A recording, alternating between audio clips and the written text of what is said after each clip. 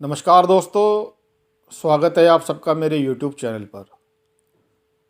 दोस्तों, आज चर्चा करेंगे कि कैसे कुंडली देखकर ये पता लगाया जा सकता है कि इस जातक के एक से अधिक विवाह का योग है या एक से अधिक संबंधों के योग है।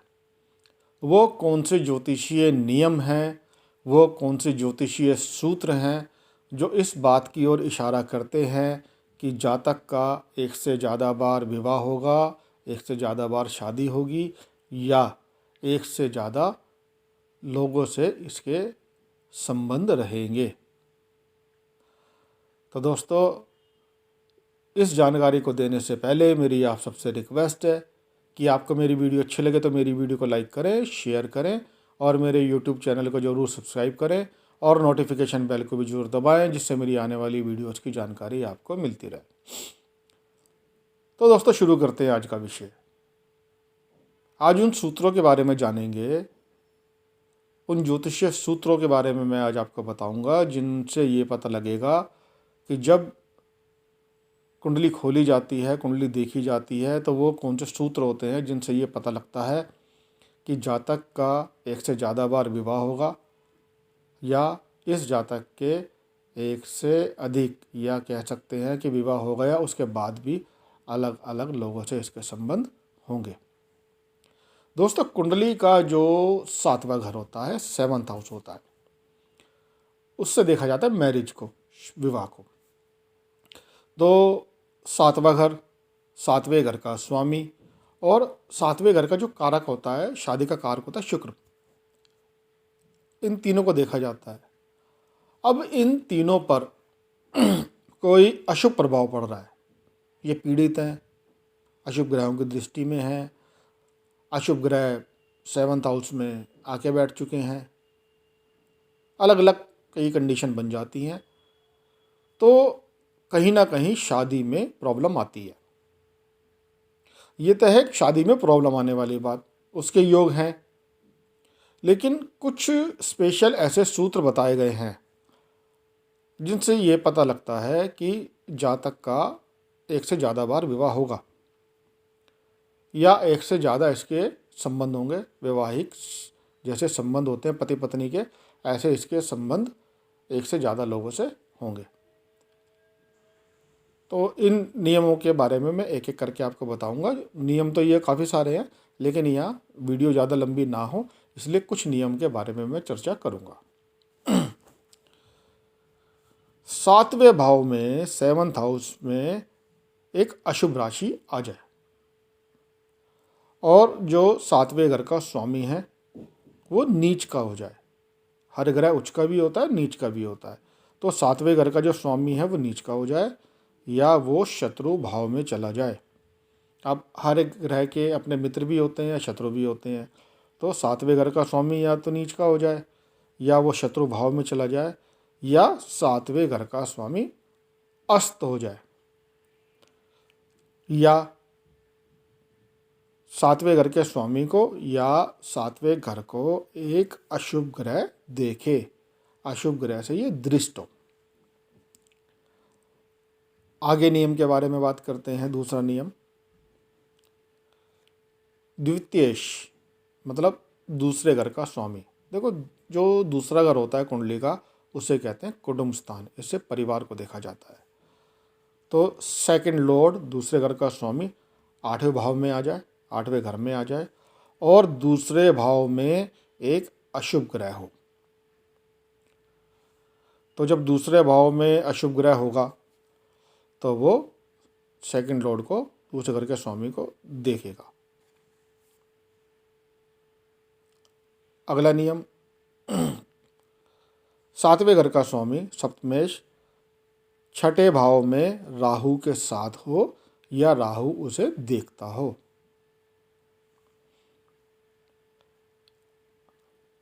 लगन का स्वामी, अभी अगला नियम है, लगन का स्वामी 8वें भाव में हो, 8वें घर में हो और 7वें घर में अशुभ ग्रह हो। आगे बढ़ते हैं। दूसरे घर का स्वामी और 12वें घर का स्वामी, तीसरे भाव में हो, तीसरे घर में हो, और ये बृहस्पति से या नाइन्थ लॉर्ड से, 9वें घर के स्वामी से दृष्ट हो, वो इनको देखते हो। 7वें घर का स्वामी और शुक्र, 7th लॉर्ड और शुक्र द्विस्वभाव राशियों में हो या नवांश में हो। 7वां घर, 7वां भाव पीड़ित हो और 11वें घर में 2 ग्रह हों। शुक्र द्विस्वभाव राशि में हो। देखो, राशियों के बारे में मैं कई बार बता चुका हूँ। राशियाँ चर स्वभाव, स्थिर स्वभाव और द्विस्वभाव, 3 स्वभाव की राशियाँ होती हैं। तो शुक्र द्विस्वभाव राशि में हो और इसका राशि का जो स्वामी है और जो 7वें घर का स्वामी है वो बली हो। शुक्र से 4थे, 8वें और 12वें घर में अशुभ ग्रह हों। 7वें घर का स्वामी 7th लॉर्ड निर्बली हो और शुक्र का अशुभ ग्रहों से संबंध बन जाए। जब 7वां भाव और सप्तमेश, 7th लॉर्ड अशुभ ग्रहों से संबंधित हो जाए या इन पर दृष्टि हो अशुभ ग्रहों की, या ये पापकत्री योग में हो। पापकत्री योग मतलब इनके आगे घर में, आगे वाले और पीछे वाले घर में अशुभ ग्रह हों, या 7वें घर का स्वामी नीच हो या अस्त हो। ये वो सारे योग हैं, वो सारे सूत्र हैं जिनसे ये पता लगता है कि इस जातक का एक से ज़्यादा बार विवाह होगा या इस जातक के एक से अधिक संबंध होंगे। 7वें घर का स्वामी शनि या शुक्र की राशि में बैठा हो और एक शुभ ग्रह से दृष्ट हो, शुभ ग्रह से देखता हो। 7वें घर का स्वामी निर्बली होकर, बलहीन होकर 6ठे, 8वें, 12वें घर में बैठा हो। 6ठे, 8वें, 12वें घर में जब भी कोई ग्रह बैठता है तो वैसे ही वो पीड़ित हो जाता है। बुध या शनि अगर 7वें घर के स्वामी हैं और नीच हैं या एक अशुभ ग्रह के साथ एक अशुभ राशि में है, तब भी ऐसे जातक के एक से ज़्यादा संबंध या एक से ज़्यादा बार शादी के योग बनते हैं। दूसरे घर का स्वामी 6ठे भाव में और एक अशुभ ग्रह 7वें भाव में हो। दूसरे और 7वें भाव और इनके स्वामियों पर अशुभ प्रभाव हो। सूर्य और चंद्रमा 7वें भाव में एक द्विस्वभाव राशि में हों। बली चंद्रमा 9th हाउस में हो।